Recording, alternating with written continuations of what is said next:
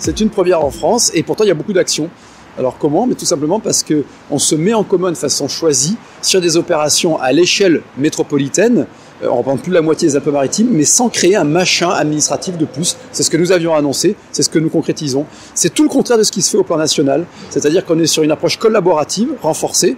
On définit un projet, on définit la charge précise, on essaie de réduire la charge pour défendre les contribuables et on porte le projet ensemble sans créer une administration. Donc il y a zéro indemnité, zéro endettement, zéro locaux. C'est dans le cadre des infrastructures existantes et des collectivités existantes, mairies et interco, municipalités, que nous le faisons. C'est simple, c'est du bon sens, c'est efficace, c'est concret. Ça défend à la fois l'usager et ça défend le contribuable.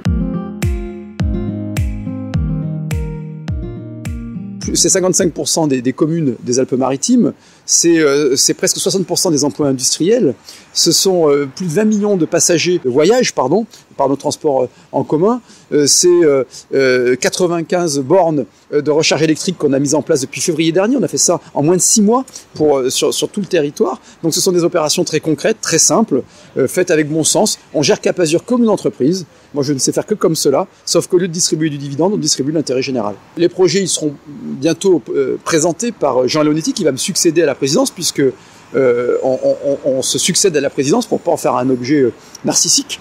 Et donc, en particulier, des opérations sur les déchets, sur les transports en commun et sur le plan vélo, pour augmenter l'offre de pistes cyclables et la visibilité, la cohérence de ces pistes cyclables, donc à l'échelle du pays grassois, de l'agglomération canoise, de l'agglomération Antibes, Sophie Antipolis, mais aussi Alpes d'Azur avec Challenge Ginésie. Donc, vous voyez, sur un grand territoire au service des cyclistes.